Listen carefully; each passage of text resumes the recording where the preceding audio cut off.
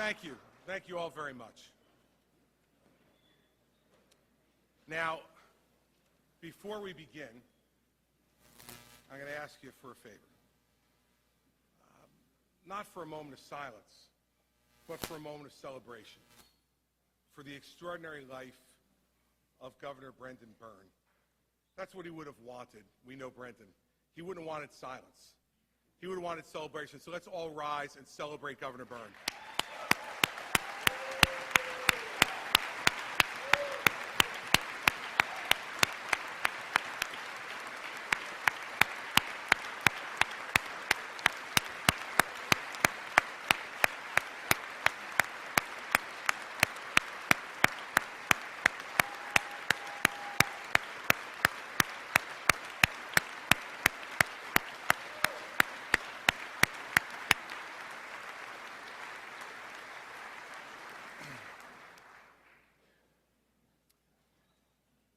Nine years ago yesterday, I went to pick up then 8-year-old Patrick and then 5-year-old Bridget from school.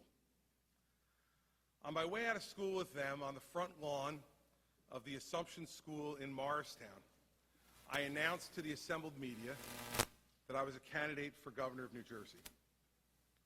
On that day, I said many things, but looking back on it, the most important statement was this. I said, if you're looking for the same old stuff, you got the wrong person. Little did I know just how right I would be 9 years later. You know, 9 years is a lifetime ago in today's culture. A culture of DVRs that skip commercials, Twitter, Facebook, Instagram, Snapchat, and the short attention spans that come from these latest ways of communicating. So today, I want us to take a breath. We need to remember where we were 9 years ago. On the brink of financial ruin as a state, more people unemployed than at any time in modern history, a culture in Trenton of avoiding the tough decisions, of taxing more, of spending more, of borrowing at breakneck pace, the highest property taxes in America growing at a record rate.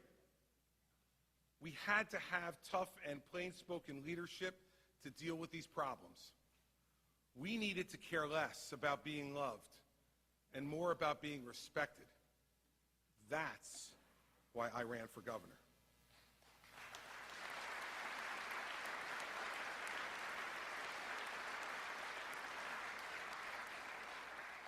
I ran to be different. I ran to speak bluntly. I ran to shine lights on all of New Jersey's real problems. I ran to offer tough but achievable solutions. I ran to be a governor who did not just mark time. I ran to win.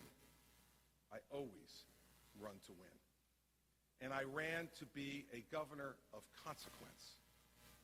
And even though it's easy to forget those days and to minimize the crises of 9 years ago, in crisis indeed we were in 2009. Without the new policies and the new attitude that a band of former prosecutors brought here 9 years ago, the crisis could have defeated us. Now, in the same way, if we revert to the policies of the past, believe me, it is a short road back to the edge of disaster. See, as Einstein said, while he was a professor down the road at Princeton, we cannot solve our problems with the same thinking we used when we created them. Now, due to the fighting attitude we brought and the pro-growth policies we have fought for and achieved together, I'm proud to be here today to tell you that the state of our state is very good and without question, much, much better than it was 8 years ago.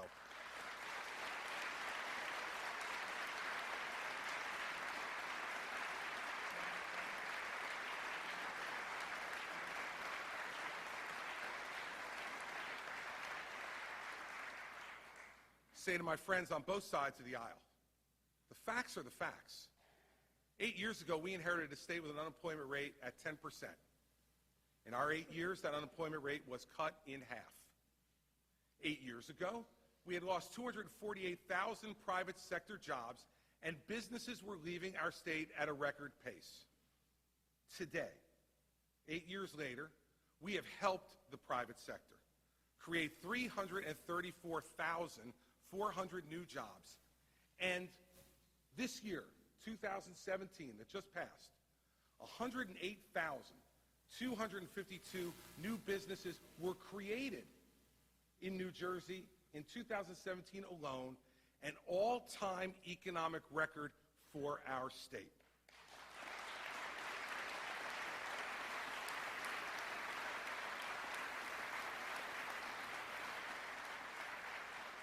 The facts are the facts. More New Jerseyans are employed today than at any time in our state's history, even though our population is growing at the slowest rate it has grown in state history. A long way from the depressing record of 8 years ago. And I want you to remember this as we sit here today. This morning, 4.3 million New Jerseyans woke up and had a job to go to work to today to support their families. We are proud of that.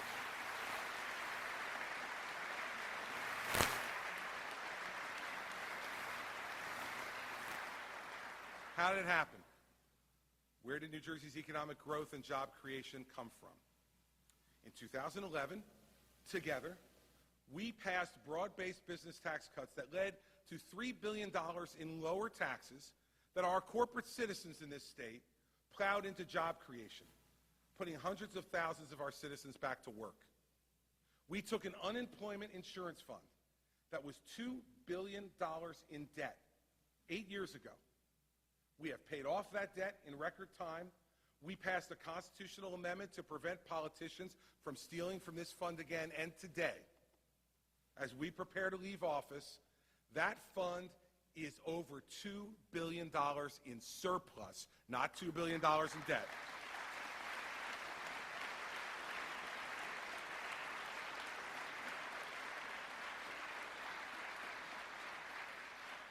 And by the way, the reform of our unemployment insurance fund has led to an additional $400 million in job-creating tax cuts for our New Jersey businesses, not tax increases. We passed the Economic Opportunity Act of 2013 together, which has helped us to make New Jersey more competitive at attracting and retaining jobs, putting even more of our citizens back to work. We reduced job-killing regulations at the direction of the Lieutenant Governor by 1/3 over the previous administration, freeing up resources to put New Jerseyans back to work, not waste money on lawyers and accountants to understand the next thing government was ordering them to do or not to do. That's how to create jobs, not through the government doing it.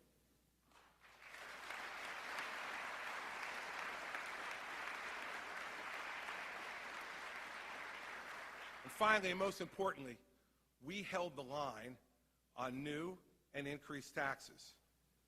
I vetoed income tax increases. I vetoed corporate tax increases.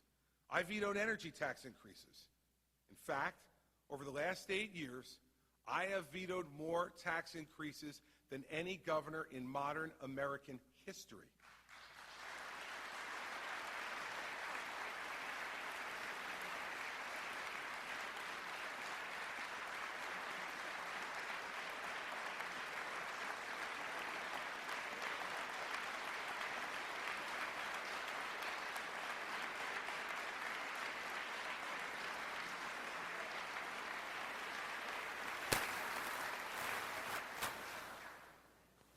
Let me say this to my friends on this side of the aisle who just stood up. Each one of those vetoes was sustained by my Republican colleagues in the legislature through the leadership of Senator Tom Kean Jr., the late Alex DeCroce, and Assemblyman John Bramnick. The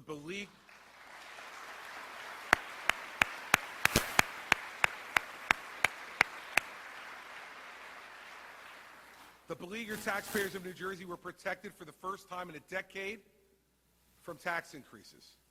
So I want to say to Tom, to John, to Betty Lou, on behalf of her late husband, and to all the Republicans who stood up and made those difficult votes. On behalf of the people and the businesses of New Jersey, who have much more of their own money in their pockets because of their leadership, thank you very much.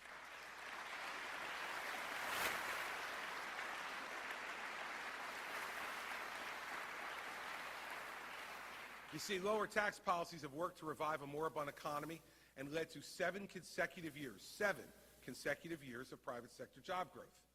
Now that is a very consequential accomplishment, consequential for all the people of the state of New Jersey. 8 years ago, we inherited a budget that was bloated, out of balance, and riddled with gimmicks. Riddled with gimmicks. $2 billion in deficit in a fiscal year that was only 5 months from ending.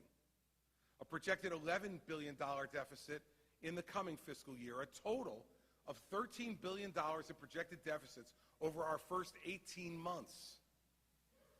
Too many public employees doing too little and costing too much. One-shot gimmicks that accounted for over 13% of our revenue when I entered this chamber 8 years ago. We deferred raises in the last administration. We deferred payments in the last administration. All of them left as a ticking time bomb and little gift for the new governor. In addition, in the 8 years before we arrived, debt issued by state government increased by more than 10% per year every year.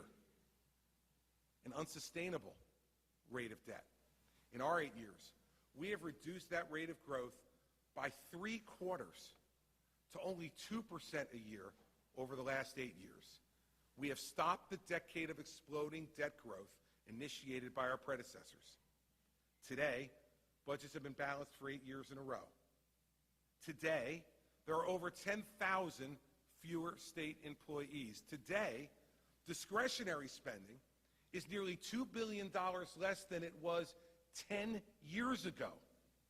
Not growth, actual dollar-for-dollar spending. And those one-shot revenues that created those enormous chasms, down from 13.2% to 2.8%. So let's be clear before the next team comes in here.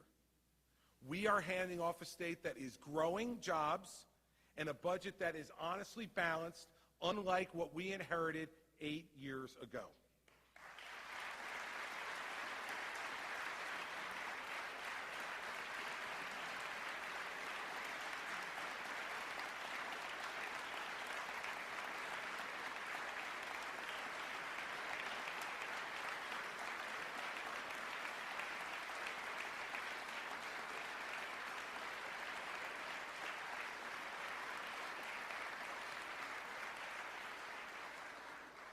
One other way that we controlled that. For 8 years, we have said no to unbudgeted, unplanned for, exorbitant spending. And we have used the veto and the line item veto to enforce fiscal responsibility. So it's been 8 years. How much spending have we used the veto and the line item veto to stop for our taxpayers? Beside Oroho and Bucco, probably nobody knows it off the top of their head. I will tell you, we have vetoed and line item vetoed $7.3 billion in spending that the legislature appropriated and wanted to do that we simply didn't have the money to pay for. That's nearly $1 billion a year every year that we kept in the pockets of our citizens and out of the hands of Trenton politicians. That's the way you honestly balance budgets in this state, not by continuing to raise taxes on the people of New Jersey.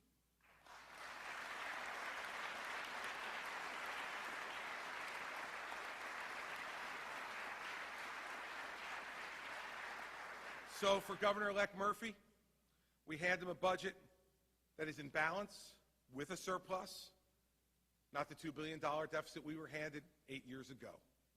Those are the actions of an administration that treated our citizens' money as if it were our own.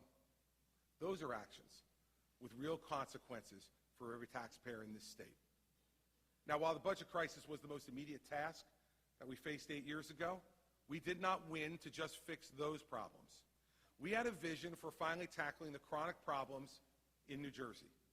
In the 10 years before we came to Trenton, property taxes increased 70%, an average of 7% a year, every year, for 10 years. Fact. That is a chronic problem which was crippling our citizens' ability to buy and keep a home. That's why when the legislature wanted to go home in July of 2010, after passing the budget, I used my constitutional authority to call them back to finally address the growth of these taxes. And together, we passed the 2% cap on property taxes with only 4 exceptions. It was tough medicine, but tough medicine was what was needed to deal with this issue. Here's the good news. We did it for our constituents, and it worked. In 2017, DCA just gave us the numbers. Property taxes in New Jersey increased by only 1.64%.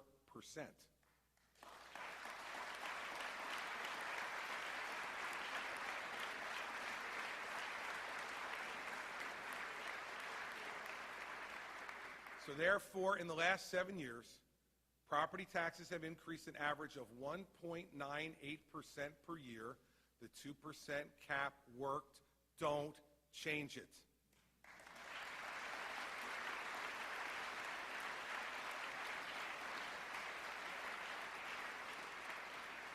What has that meant to property taxpayers across the state? It has saved property taxpayers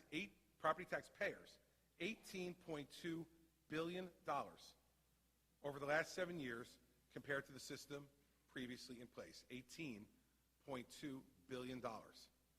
Why else did it work? Because we also gave the towns and the counties the tool to control their largest single expense, police and fire salaries. Now, we have great men and women who serve as police officers and firefighters in this state. However, they are also the highest paid firefighters in America and the second highest paid police officers in America. They are objectively not underpaid. Not 7 years ago and not today.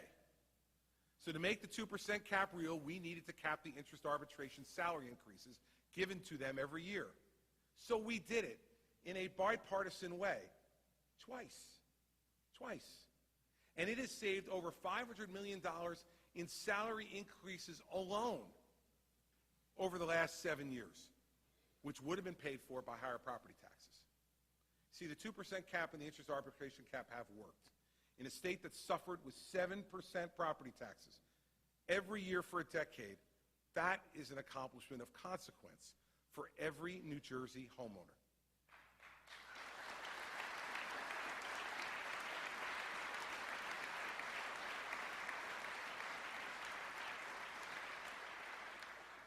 So here's my first warning for taxpayers in New Jersey's future. If you do not act in a bipartisan way to renew the arbitration cap, the property taxes of our citizens will skyrocket again. The cap expired 9 days ago. The progress we've made over the last 7 years is at real risk. And our governor-elect has refused to ask the legislature to act before this cap expired. Now, if our public safety officers were underpaid, I could understand this debate. But even after 7 years of a 2% arbitration cap, they remain the highest paid public safety officers in our entire country, while our taxpayers still pay the highest property taxes in America. Let me be clear. Failure to renew this cap is a failure of leadership, a failure which would cost our citizens money they need to support their families. So, 7 days, I'm just another property taxpayer. And as another property taxpayer, I am begging you, stand up to these interests, pass the arbitration cap like you've done twice before, and do not return the citizens of our state to 7% annual property tax increases, because if you do, shame on you.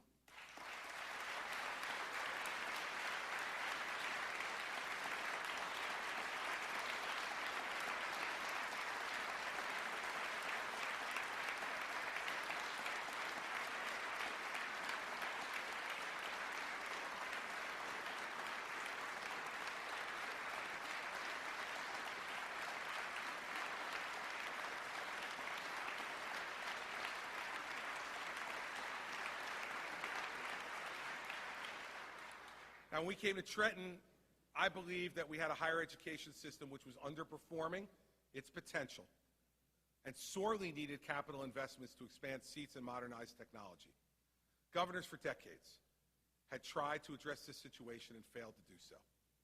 There was not the political will to do what would maximize our educational and economic potential and that of our students. We were more afraid of offending than we were afraid of failing. We refused to accept that state of affairs. So we worked hard, we negotiated, and we signed the bipartisan New Jersey Medical and Health Sciences Education and Restructuring Act, and we fixed decades of lost opportunity. I want to thank all those who helped make this happen, but most particularly Governor Tom Kean, who helped me develop the blueprint, and Assembly Majority Leader Lou Greenwald, who led the fight for this in the legislature against all of the opposition. Lou, it wouldn't have happened without you, and I want to say publicly, thank you.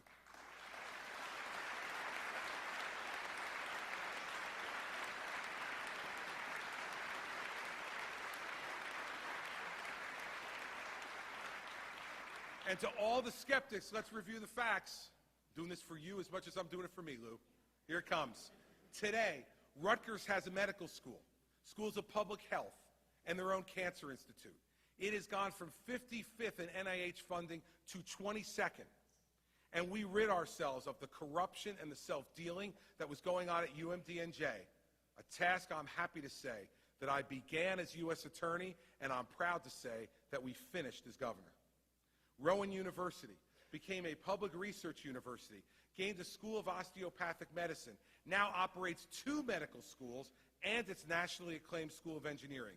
It's poised to double its student population and has created innovative partnerships with our community colleges to allow those students to get a 4-year degree without unthinkable student debt. So let's be clear. No one has been a greater champion of increasing higher education opportunities for South Jersey than Senate President Steve Sweeney. And Rowan would not be what it is today without his persistent leadership.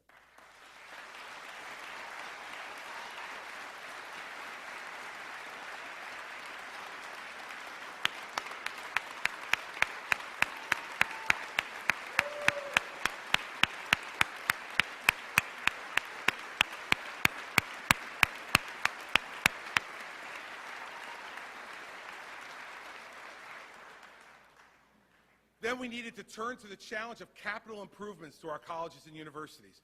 This had not been done by any administration for 25 years, since Governor Tom came.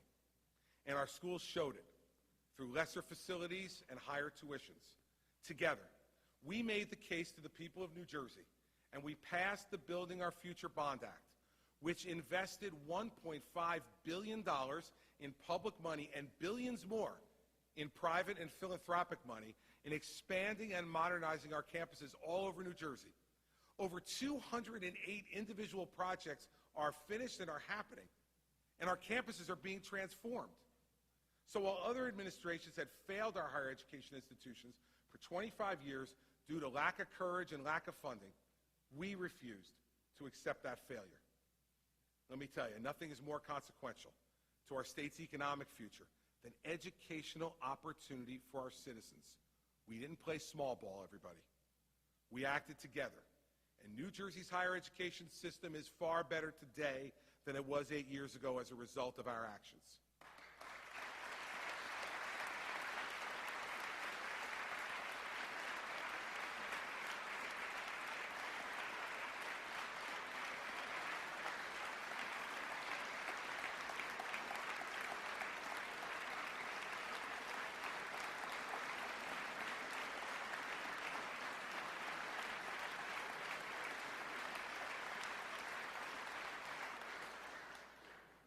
Another failing gem of our state 8 years ago was the beautiful and historic resort of Atlantic City. From the Miss America pageant to the diving horse at the Steel Pier, from America's Playland to the establishment of casino gaming, Atlantic City has been a national and international destination for more than a century. But as often happens, corruption in Atlantic City, combined with actions in Trenton, helped to bring this town to the brink of bankruptcy. Bad decisions and timid inaction based on political correctness, led to Trenton nearly killing the goose that laid the golden egg for all of New Jersey. This is another problem that I began to work on as U.S. Attorney by putting corrupt Atlantic City politicians in jail for stealing from their people. But unfortunately, that was not nearly enough to heal Atlantic City. As we entered office, let us remember, casinos were closing, property tax rebates were piling up in the hundreds of millions of dollars, the streets were unsafe, and the private sector was fleeing. Not only that, but as a result, property taxes were soaring for the residents of Atlantic City. So I turned to John Hanson, chairman of the New Jersey Sports, Gaming, and Entertainment Commission, to develop a blueprint for change. We created a tourism district. We took over policing there. We invested in national advertising and supported efforts by the city government, which were well-intentioned, but ultimately failed. We needed to do more, but we're being stopped by politicians inside and outside of this chamber who were just trying to score cheap political points while they were burying their heads in the sand. Finally, we fought back those entrenched and misguided interests and acted in a bipartisan way to replace the ineffective city government who was either unwilling or unable to bring about needed change. Through legislative and executive action, we took over Atlantic City. And let's look at what's happened. First, we appointed former United States Senator Jeff Chiesa to lead the effort, and he has done so with incredible skill and produced phenomenal results.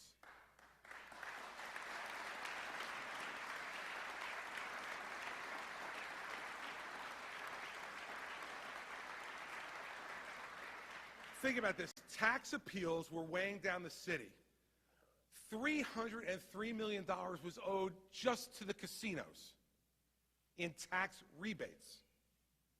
Senator Chiesa, using the authority we gave to him, negotiated that number down by more than 50% to just over $138 million.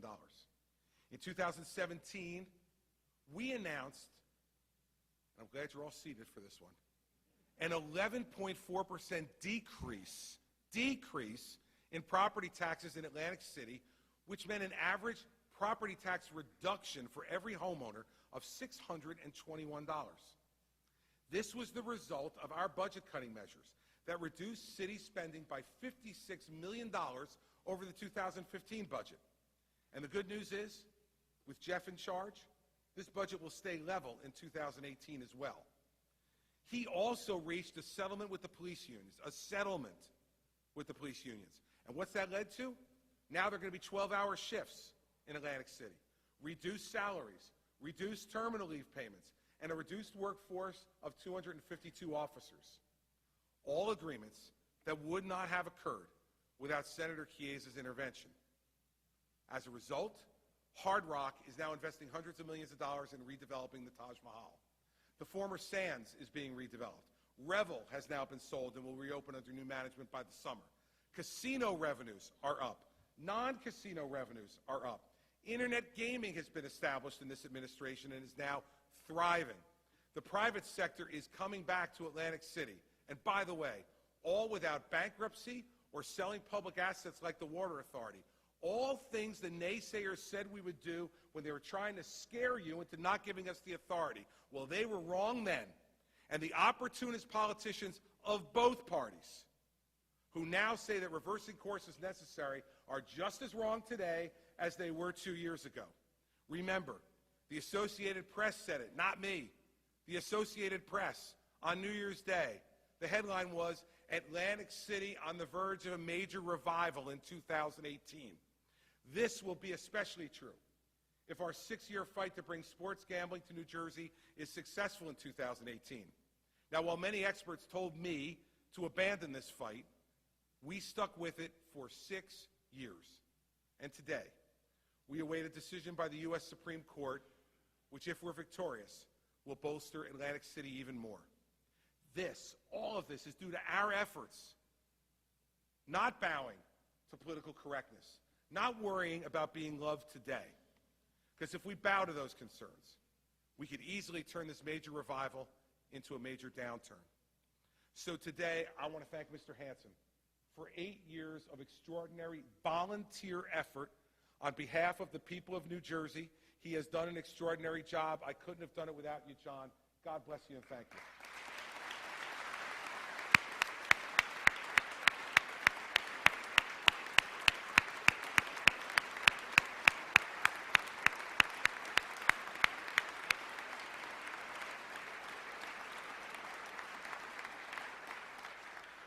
Atlantic City is ready for rebirth and to return to its former glory. Let's not screw it up. That's not small ball either. That's an achievement of real consequence for our entire state. Another problem we confronted 8 years ago was one that has been baffling to administrations since the 1970s. What do we do with the city of Camden? Now, some had tried to turn it into a militarized zone to stem the tide of murders and shootings. Some tried to throw money at the problem in Camden due to the urging of some corrupt politicians who later landed in jail due to the efforts of my U.S. Attorney's Office. That, of course, didn't work by itself. So we decided to confront these problems using common sense, bipartisanship, and once again, telling the hard truths that past administrations were too politically correct to say out loud. First, we established an unprecedented partnership with the Democratic mayor of Camden, Dana Red. We promised each other that we would check our politics at the door and put the interests of a resurgent Camden at the forefront. Now, Dana Red kept her word to me for 8 years, and she's here today, and for that, Dana, I say thank you, partner. Thank you very much.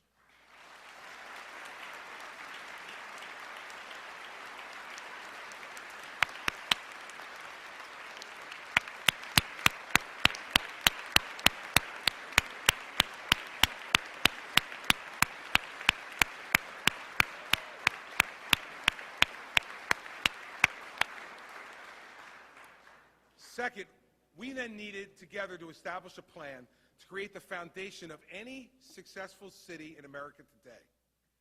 Real public safety, good public education, and economic opportunity.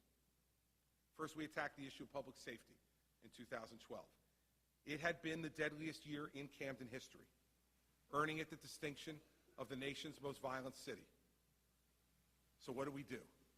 We fired the failed Camden City Police Department because they were overpaid and underperformers.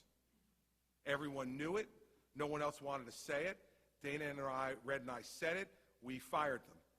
And then we partnered with the city and the Camden County Freeholders to create a countywide police force with a metro division that would patrol Camden City. Get ready. For the same amount of money, we went from 160 police officers to 349 police officers. And when the next class of cadets graduates, it will bring that number to 400 police officers. What have the results been? In 2017, murders are down 66% from 2012. Robberies are down 46% from 2012. And non-fatal shootings are down 45% from 2012.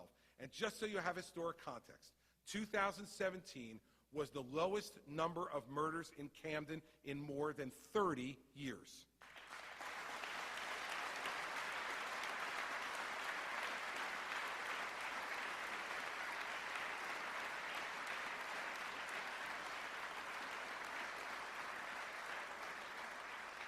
Even more than the change in numbers, there has been a fundamental change in the relationship between the police and the public.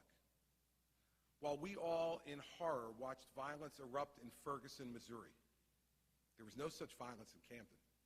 Instead, under the leadership of Chief Scott Thompson, who is here today, you see police officers in Camden at churches and street fairs, at baseball games, and at school crossings. But here's the difference. At each one of those places, they are standing with the people that they are sworn to protect and serve. For Chief Thompson and the men and women of the Camden County Police Force Metro Division, God bless you for the lives you saved over the last 5 years.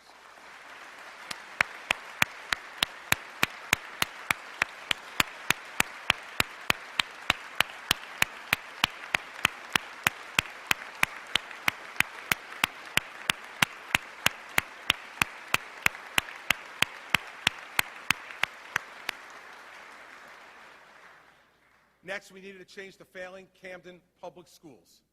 They were the worst performing public schools in New Jersey.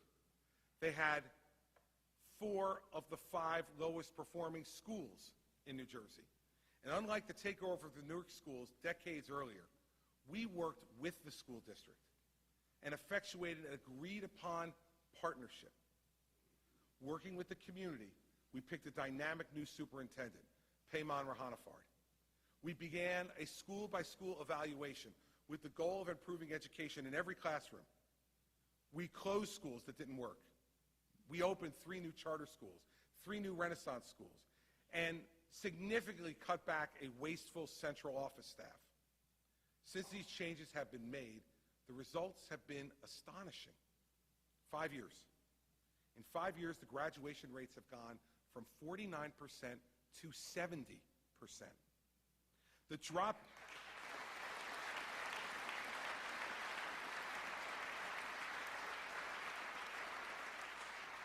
The dropout rates district-wide have dropped from 21% to 12%. And this is the one that warms my heart the most. The dropout rate for African American students in Camden has been cut in half.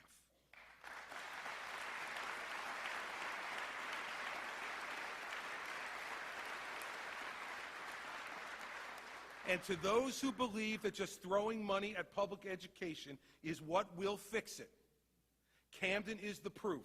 We do not need to change the funding. We need to change the approach to educating these students. People who run the state need to get that through their head, and Camden is the proof of it.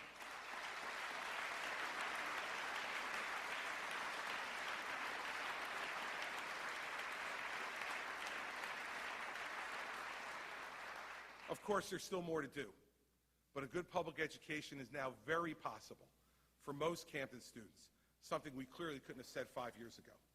Lastly, we needed to increase economic opportunity for all those who live in Camden. Now, due to our designation of Camden as a Garden State Growth Zone, a promise made and kept from the 2009 campaign, 28 projects have sprung up across the city of Camden. These projects will have $1.4 billion in private investment. Private investment. It's going to create nearly 2,000 new jobs in Camden and retain over 3,500 more jobs. The development that's happening is going to spur 7,000 construction jobs for our building trades alone. And it's a who's who of American business.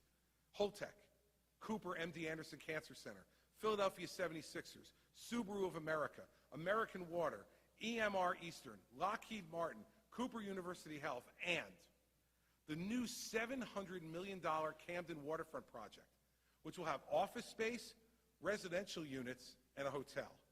A waterfront hotel rather than a waterfront jail in Camden. We are making progress.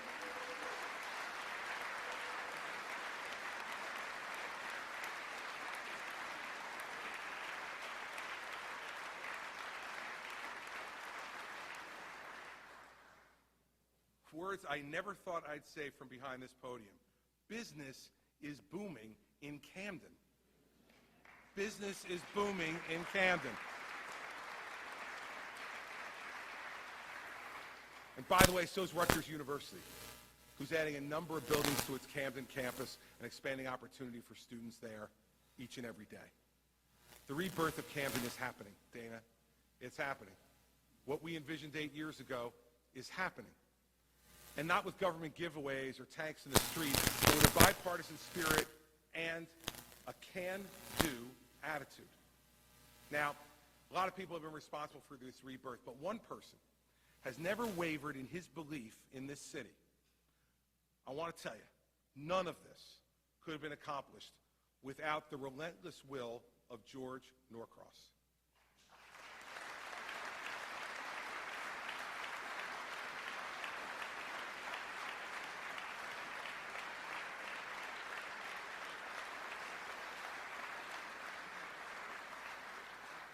It is indisputable that Camden has no greater cheerleader and no greater investor. I can't believe it, but I am honored that George Norcross is here today And I'm even more honored to call him my partner in this rebirth of Camden. We did it, George, and thank you for being my partner.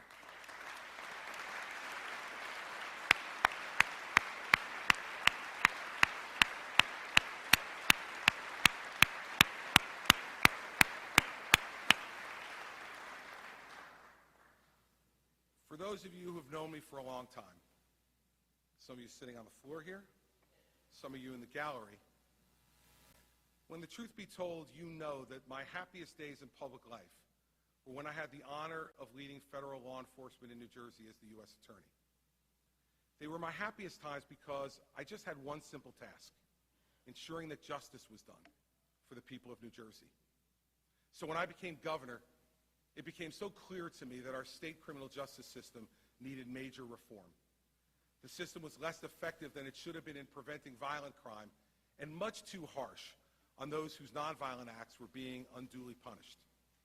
Reform would not be easy due to the power of the bail industry, decades-old prejudices, and the rhetoric of opportunist politicians always looking to seem tough on crime. See, after 7 years as U.S. Attorney, I didn't need to seem tough on crime. I am tough on crime. But being tough on crime doesn't mean that you lack compassion. Being tough on crime doesn't mean you don't believe in second chances.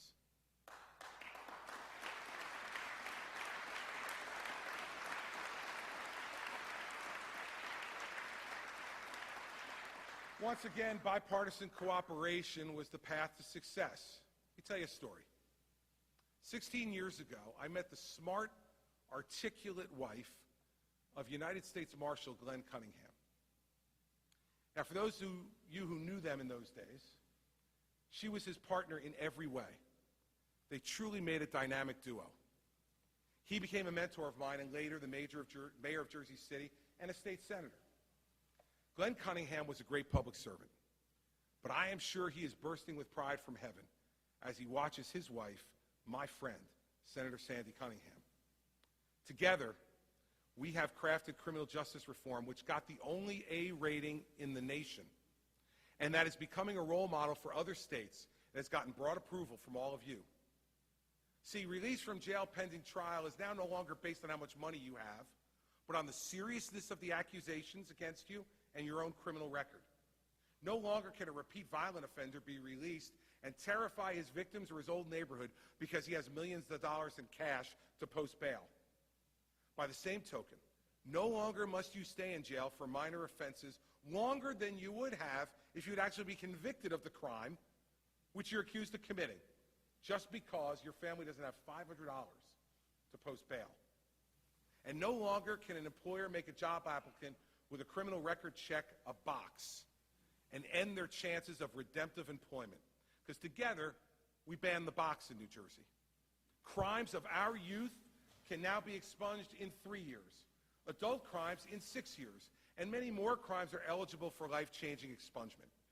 County prison population is already down 17%, and 2 state prisons have been closed, saving countless millions for taxpayers. Now, with all this, violent crime in New Jersey is down 5.1% since we instituted the beginning of our reforms, and over 25%. Violent crime is down 25% during the 8 years of this administration. You see, being smart on crime has increased hope and second chances and decreased crime at the same time. So I want to thank Attorney General Chris Perino for his outstanding work on this issue. Thank you, Chris.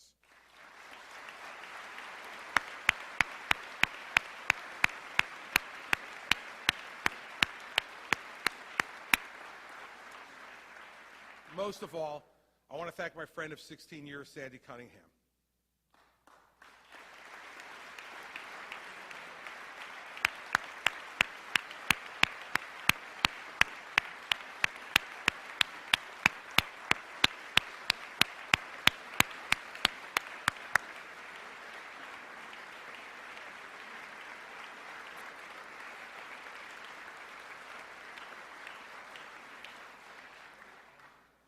I'm going to embarrass you more, Sandy. Her heart and her willingness to work with me has changed hundreds of lives already and tens of thousands to come. And I'll say this to you, Sandy, I think pretty confidently. I think Glenn is proud of both of us today. Now, speaking of second chances, I devoted all of last year's State of the State address to the disease that is killing more New Jerseyans than anything else every year, the disease of opioid addiction. Now, I'm not going to go over everything I shared with you last year, but first I want to say thank you.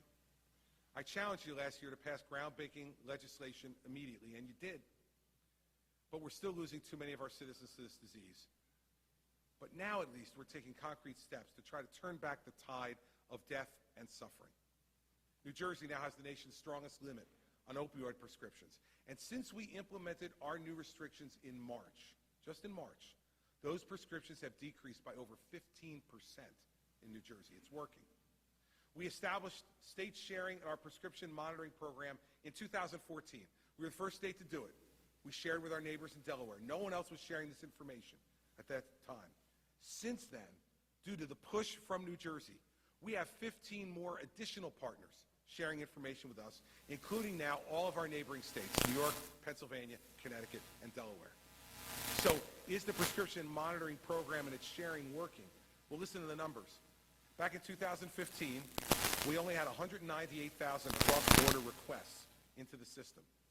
In 2016, we had 1.1 million requests. And how about 2017? 3.5 million requests. With this tool, we can stop doctor shopping and pill mills across state borders, and we will save lives. In 2011, we instituted Project Medicine Drop to rid our medicine cabinets of these deadly pills. Since 2011, New Jersey was the first state to do this. Since 2011, we have collected 88 tons of pills at over 400 locations across our state, including now our corporate partner Walgreens in every store in New Jersey. We're getting these pills out of the hands of our children and disposing of them in an environmentally safe way. Attorney General Perino has instituted an online way for pharmacists and doctors and nurses and other citizens to report suspicious use or sale of opioids. And in addition, he has ended the toxic financial relationship between pharmaceutical companies and physicians, which can influence prescribing habits by placing strict regulatory limits on what pharmaceutical companies can pay doctors. It will stop this cycle, I guarantee you.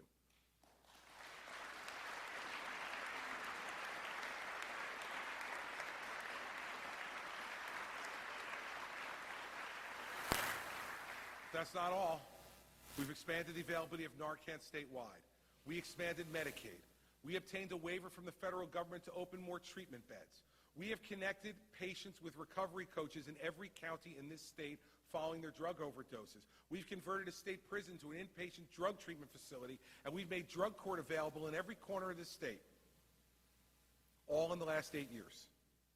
Through our Reach NJ program, we are lowering the stigma of addiction and connecting desperate families with the hope that comes from addiction treatment. Due to all of our work, I had the honor of chairing the President's Commission on combating drug addiction and the opioid crisis. My lead member of this bipartisan group is here today, and I now call him New Jersey's Patrick Kennedy because he was smart enough to marry a Jersey girl. Welcome home, Patrick Kennedy.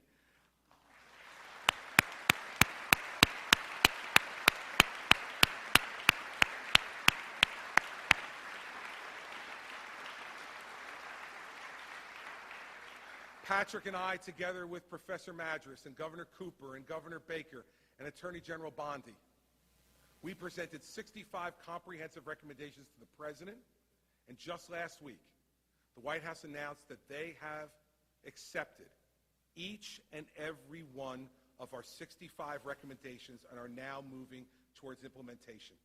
And when they are implemented, we will have a real chance to stop the dying. Patrick, it could not have been done without our partnership, and our friendship going forward, I am convinced, will be based on making sure that people who are addicted and have mental health problems get the help they need and get it now.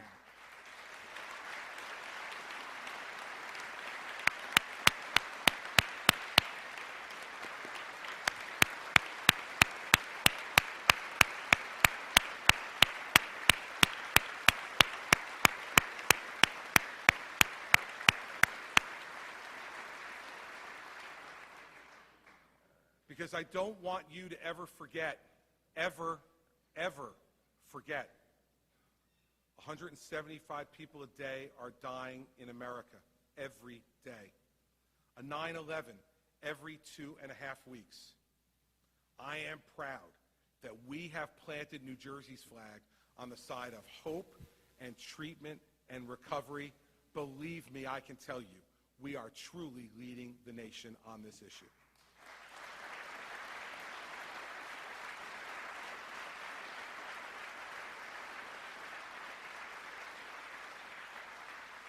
I also want to thank an inspiration for all these efforts, and the star of our Reach NJ television ads, Ms. Vanessa Vitolo. She has been in recovery for over 3 years now from her heroin addiction, and she has become the beacon of hope for so many New Jersey families suffering with addiction. It is completely appropriate, as I look up in the gallery, that Vanessa is sitting with my cabinet, because she has practically been a member of the cabinet for the last year. I can't thank you enough, Vanessa, for your honesty, for your courage. It is an inspiration to millions of New Jerseyans who are suffering from the same disease that you are combating every day. We love you, and we're counting on you. Thank you, Vanessa.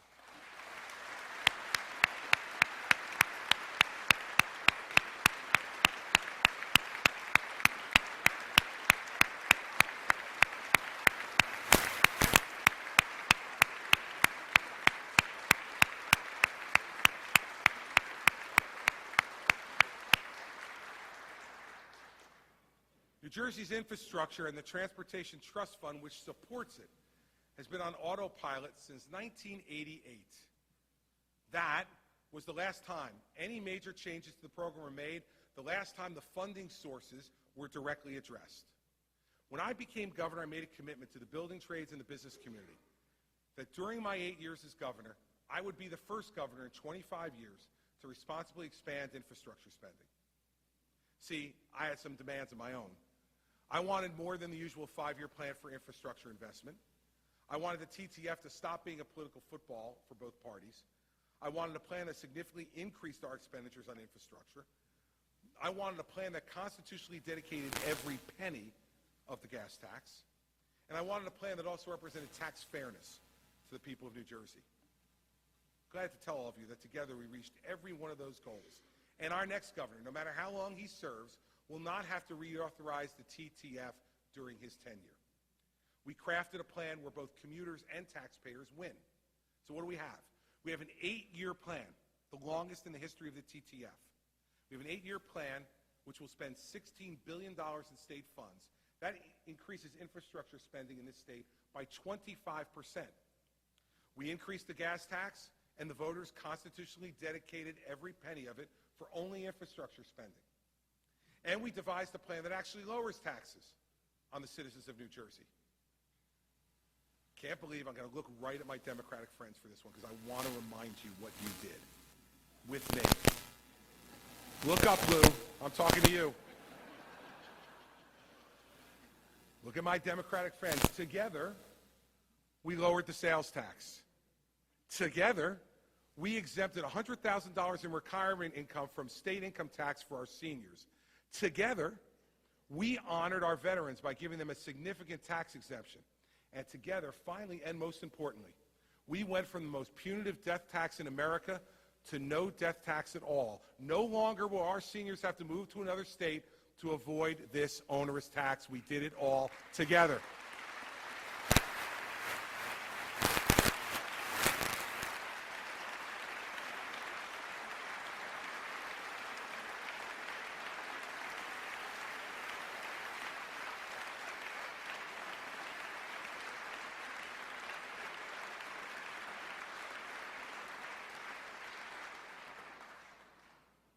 I remember sitting in my office in Newark and going over the final math with Speaker Prieto on a piece of paper. No matter how you think things get done because people get in the same room together, get out a piece of paper and say, here's what I'm willing to do and here's what I'm not willing to do. And together, the Speaker, the Senate President, and I negotiated these measures, and when they're taken together with the gas tax increase, they lead to a net $200 million tax cut for the people of New Jersey. So think about what we did together. More infrastructure spending every year for 8 years. more guaranteed years of investment, a dedicated, reliable funding source, and I know you guys love this phrase, tax fairness for the people of New Jersey. This is another example of bipartisan cooperation that comes from us not only hearing each other, but truly listening to and respecting each other. And the winners are the drivers, commuters, and taxpayers of our state. We've secured 8 years of reliable funding for our roads, bridges, and mass transit system, and eliminated the death tax in New Jersey. Now, those are certainly consequential accomplishments.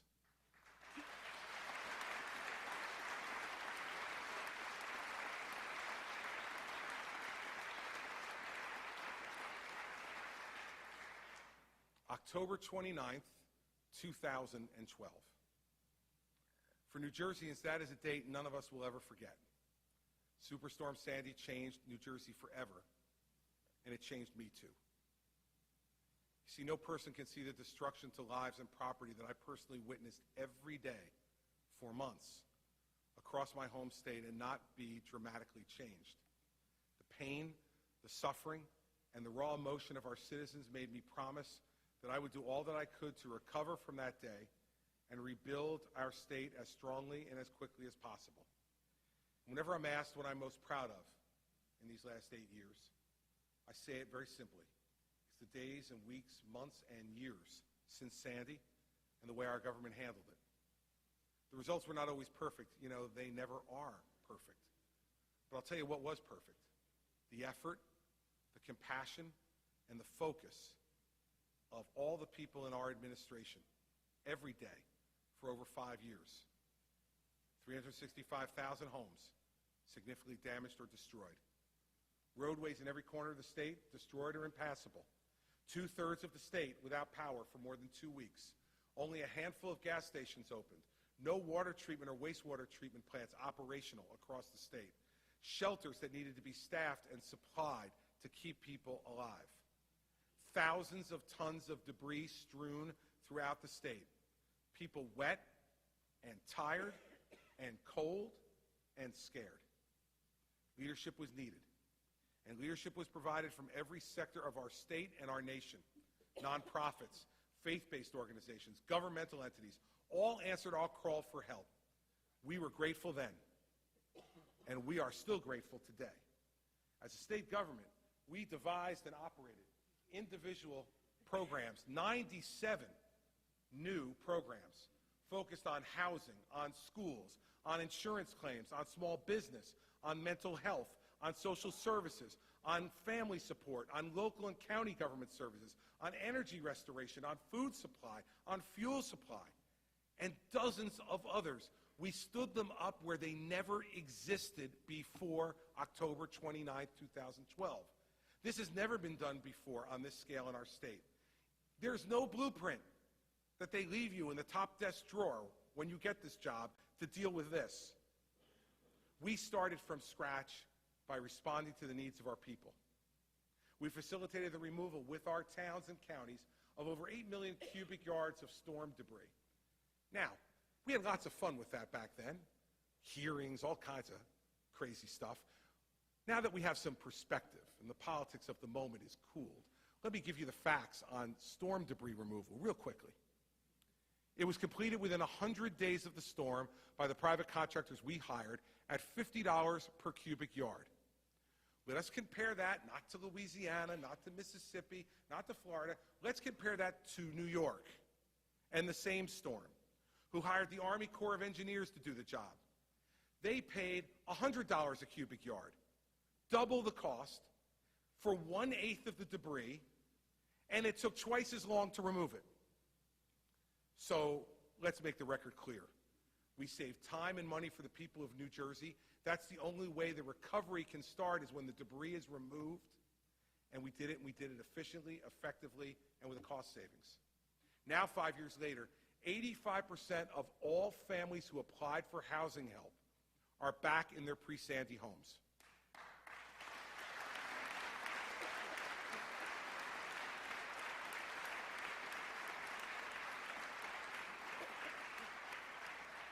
We have distributed $2 billion in housing assistance to those in need, $2 billion. For those who were living in flood-prone areas at the time and did not want to go home, at the direction of the DEP, Bob Martin, and his Blue Acres program, we have spent over $100 million to buy those homes at pre-storm values, to give those families a fresh start and to walk away from the nightmare of perpetual flooding and the damage and destruction to their lives and their property. We've built over 3,100 new affordable housing units, with another 2,600 under construction as we speak. $350 million was successfully distributed to families in aid to help them pay their mortgages, their rent payments, and their repair costs. We stood up for our devastated towns, especially at the shore, by creating a new program that provided $133 million in grants to towns to fund essential services like police and public works and education without property tax increases. And, by the way, we came back on the debris removal, and the 10% match that they had to pay to the federal government, we paid it, so that property taxes would not be affected. We secured $111 million in loans to bridge any gap a town had in providing their longer-term services. We helped citizens under stress by providing 60,000 of our citizens with behavioral health screenings. Over 3,500 people received drug addiction treatment for addiction that began because of Sandy. More than 10,000 families received psychological services through the schools or the community service centers arranged for by our administration. And to rebuild our small business community, which was devastated by Sandy, we developed new programs called Stronger NJ Business Loans and Stronger NJ Grants. We distributed $56 million in grants and $86 million in zero-interest loans to more than 1,200 businesses. Through these programs, we rebuilt our business community, and Moody's now concluded that 5 years later, the business community is stronger and more resilient than it was pre-Sandy. That helped us have our best tourism year ever, with over $44 billion in tourism spending in New Jersey. And we've invested to make sure the next storm that comes will not devastate us again, like Sandy did. My friends in Ocean County, we rebuilt the destroyed Route 35 to a state-of-the-art standard of storm resilience. We established an energy resilience bank for over $200 million in rotating loans to do energy resilience projects. We were awarded $1.25 billion for New Jersey transit resilience projects. And I want to remind you, that was the highest award given to any of the 13 states that competed for those grants. 127 gas stations have now become completely energy resilient, so they can operate on generators in the event of another long-term power outage. Over $500 million has been invested in our wastewater treatment plant, so never again will a governor have to make the decision to dump raw sewage into our state's waterways because none of the wastewater treatment plants are working. We've engaged in a $1 billion coastal restoration project to build dunes and other protections to ensure that another Sandy-type event does not devastate our Jersey shore. From Cape May to Union Beach, we are building protections that our citizens will be able to count on for decades to come. Leaving our shore unprotected again was not acceptable after Sandy. We've built seawalls in Seabright. We've put sheep piling in Maniloking, mitigation on the Hackensack River, pump stations in Brigantine, tide gates in Little Ferry, and piping systems in Belmar's Lake Como. We are more prepared today than at any time in our history, and it happened because we not only wanted to recover, but we wanted to rebuild stronger. We can't stop our efforts until every family gets back in its home. The job is almost done, but almost isn't good enough. But we have recovered in half the time it took Mississippi and Louisiana to recover to similar statistics from Katrina, and we are still way ahead of New York's recovery from the same storm. So to all those who worked in this recovery, most particularly Mark Furzan and the men and women of the Governor's Office of Recovery and Rebuilding, you have my undying gratitude, as do the people of the state of New Jersey. Thank you, Mark.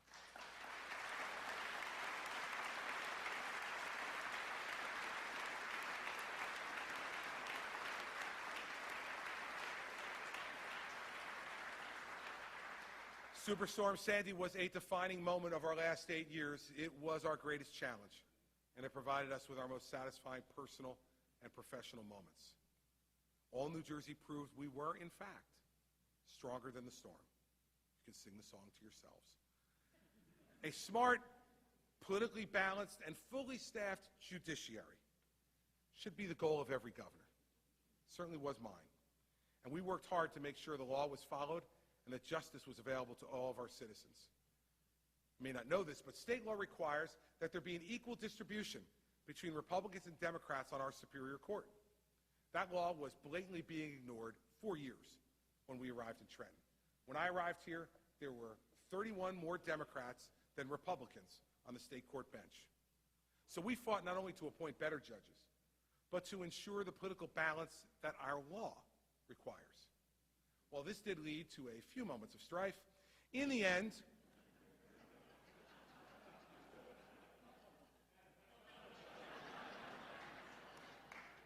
we nearly delivered on all those goals. The Chief Justice knows this. And I want to say that our 16-year association has been one of the true joys of my public life. And we work together on this problem as well. And so, once again, Mr. Chief Justice, you owe me big time. Let me tell you why. There are more judges on the bench today than at any time in New Jersey history. In fact, there are only 11 judicial vacancies out of 462 judicial seats. I know this is right because Grant is nodding his head yes. So I know it's right. The guy with the stats is right over here. Justice is now available to everyone in every county. And just as importantly, we have moved from an imbalance of 31 seats to only a 5-seat difference between Republicans and Democrats. Now, I hope as we move forward, the governor-elect and the senators in this chamber respect the rule of law and finish the job we started by keeping the bench full and politically balanced.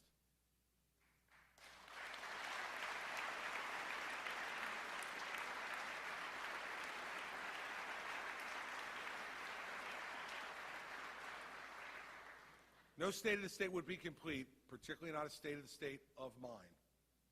No responsible discussion of New Jersey's future can happen in this room without a discussion of the sword of Damocles that hangs over the head of every New Jerseyan, our pension system, and how it dominates any hope of building on the success of the last 8 years. In 2009, I was proud to start a discussion that no governor in America was honestly having. The discussion on our broken state pension system and how its unaffordable promises were choking the ability of state government and its citizens for investing in the future. No one wanted to really talk about it. The good news for me, though, was that the only other public official in New Jersey who had honestly discussed this issue was elected Senate President the same year I was elected governor. A perfect storm, some might say. Previous governors and legislatures virtually ignored the growing menace of increased costs and no real contributions. Benefits were regularly made more generous. Assumed rates of return were irresponsibly increased to hide the problem. And I want you to hear this. For 14 straight years, not enough was contributed by the state to even cover that year's costs, let alone the exploding unfunded liability. Let me be clear about this, too. It was done by both parties. It was done when economic times were bad. It was done when economic times were booming. And so, in my last time in this chamber, I am tired of hearing the baloney that is spewed on this issue. Let's go to the facts and let's go back to the 1980s and every decade since. Governor Kane drastically increased benefits for police and fire personnel and did not pay for it. It was paid for by quietly increasing the assumed rate of return in 1988. Governor Florio increased the assumed rate of return again only 3 years later from 7% to 8.75% to avoid making any pension payments. Governor Whitman floated backloaded pension bonds which will cost us 4 times what we borrowed when we finally finish paying them off in the next decade. Governor DeFrancesco drastically increased benefits for all pensioners and no additional funding was put forward. Governors McGreevey and Governor Cody made virtually no contributions to the pension funds in their shared 4 years. And Governor Corzine stubbornly maintained the assumed rate of return at over 8.25% to continue to hide this growing problem from the public and avoid even larger expected pension payments. Both parties, for 30 years, added to this problem. They didn't talk about it. They not only didn't fix it, they made it worse each and every year. And then They deposited it in my lap in January of 2010 and said, it's your fault. We didn't hide the problem from the people. We didn't hide from confronting it ourselves. I got on the road, I traveled the state, I held town hall meetings, and I sounded the alarm. And what do we get in return? We were regularly attacked for it by union leaders who have never cared how we would pay for all these reckless promises. They've only cared that the checks keep coming. No matter the road to ruin it put the other 8.1 million New Jerseyans on for the future.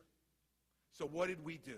In 2011, we passed historic reform that made employees pay a more realistic share of their pension costs, pay some share of their health insurance costs, and end cost of living adjustments until the funds were once again solvent.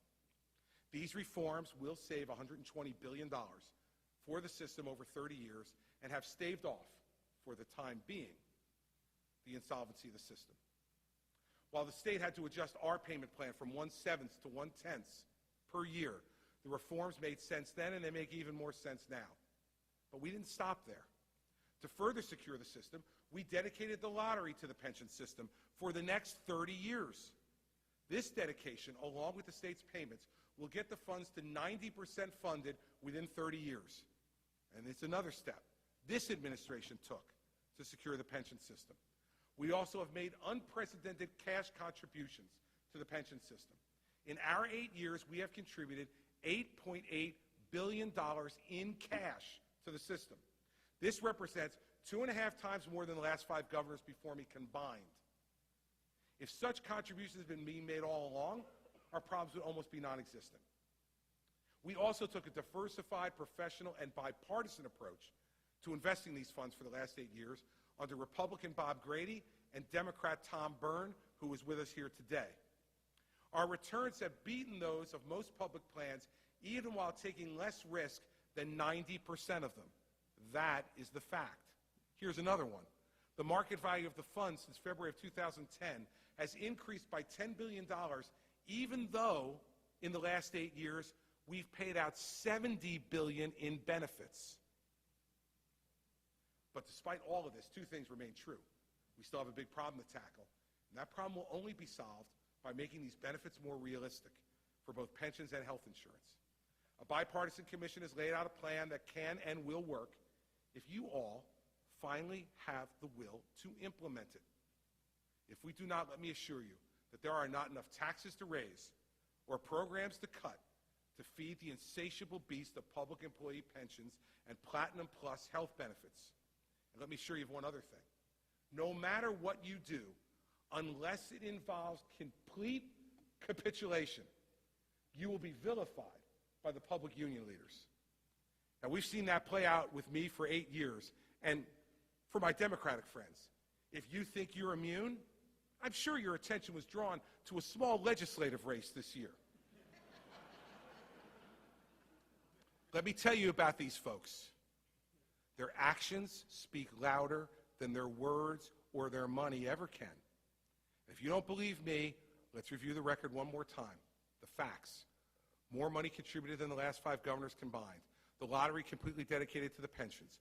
Quarterly payments rather than annual payments. All these things were signed by this governor, yet I think few have been more publicly criticized by these union leaders than I have been. See, the solving of this problem will not lead you to be loved. The gratitude you ultimately receive will be from future residents who won't be living in a bankrupt state where 8.1 million people are working every year until June or July to pay the retirement and health benefits for 800,000 retirees. That is unacceptable. That is unsustainable.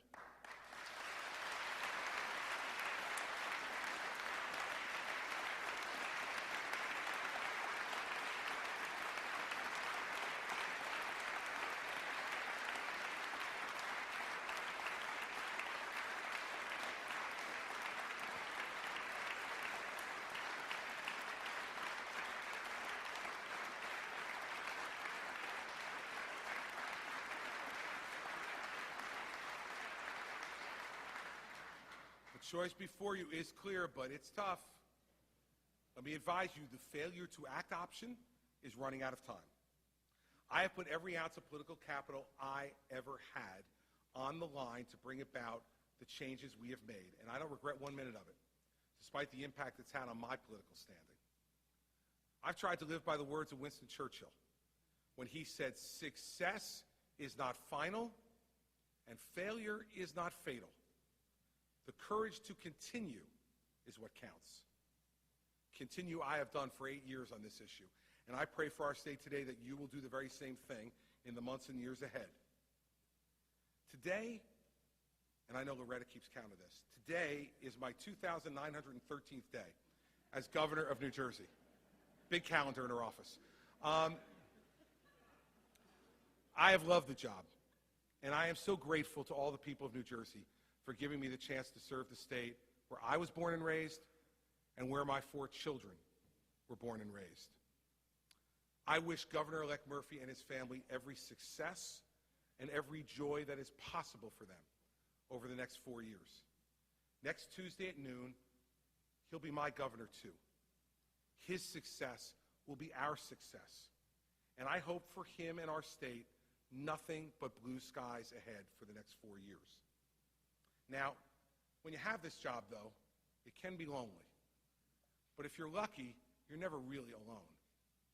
Those around you make the days filled with friendship and camaraderie. I feel fortunate to have been joined in this venture by New Jersey's first Lieutenant Governor, Kim Guadagno.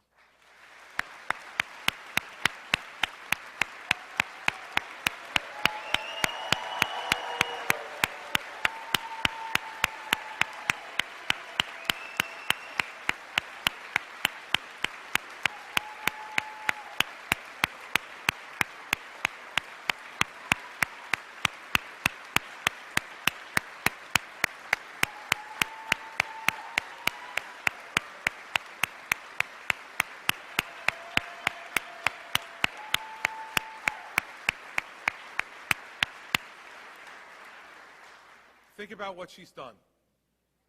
She executed her uncharted duties, and she did it with class and with energy and with good humor. Kim, can't thank you enough for taking this ride with me, for your service to me and for your service to the people of the state. I will always, always be personally grateful.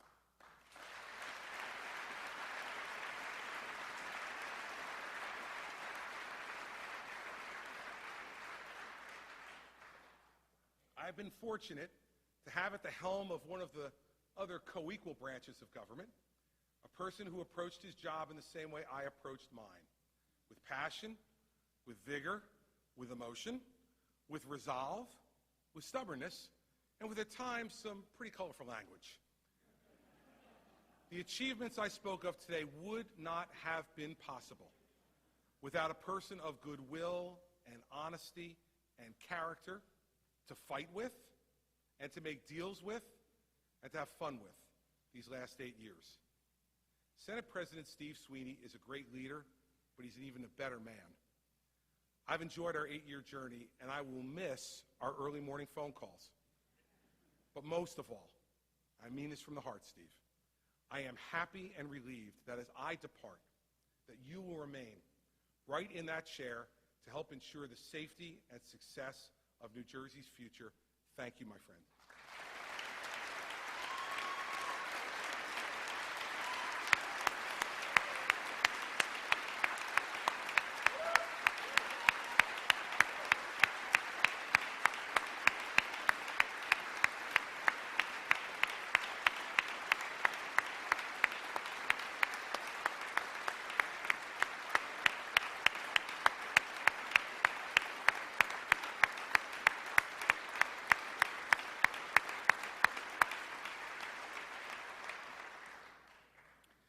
And by the way, Craig, the first 4 hours have been great.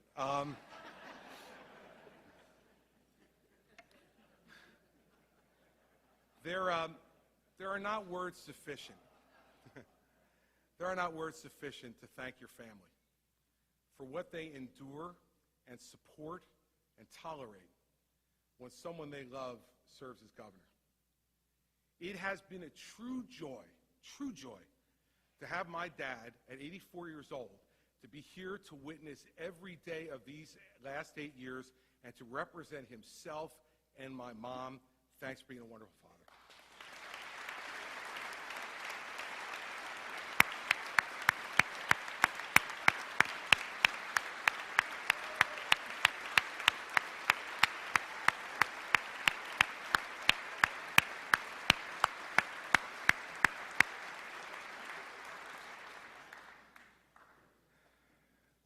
To my brother Todd and my sister Dawn and their spouses Andrea and Russ.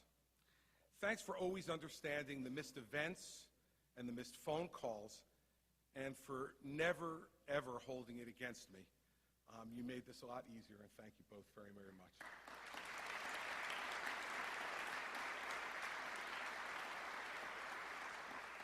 To my 4 children who have grown up in front of the people of New Jersey because of the job their dad picked. The true joys of the last 8 years were almost always produced by Andrew, Sarah, Patrick, and Bridget. I love you all.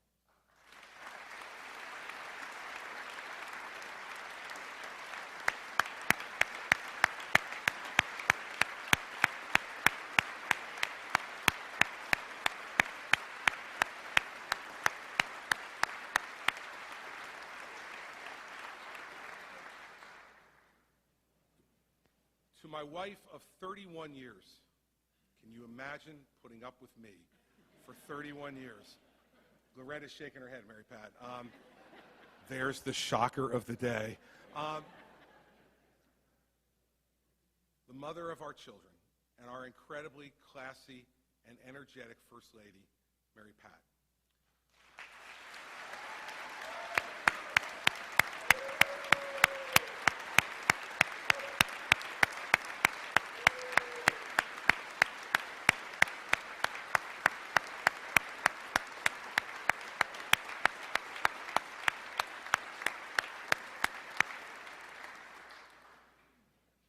Mary Pat, you and only you know the true depth of the joys and challenges of the last 8 years, because only you have been there every step of the way.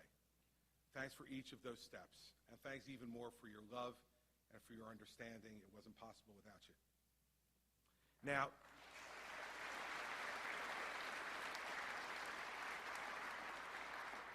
in the end, a governor cannot be elected, cannot be worth electing, and can't be worth keeping for 8 years without a great team. 16 years ago, I was sworn in as U.S. Attorney, and every day since, I have been blessed to be surrounded and served by an extraordinary, extraordinary team. I can't name all of you, but I don't have to, because your service to me was just that, selfless. But they are represented by names like Rich Bagger and Jeff Chiesa, Maria Camella and Bill Palatucci, Charlie McKenna and Kevin O'Dowd, Amy Craddock and Tom Scrivo, Chris Perino and Michelle Brown, Paul Mady and Mike Duhame. To my team, we worked very hard, we worked very well, and always for the right reason, to do the right thing. And now, as the final hours of our partnership slip away, I am regularly reminded of the great Tennyson quote from Ulysses. And I truly believe that it applies to each and every one of you and the road we have traveled together for these last 16 years. So please listen carefully.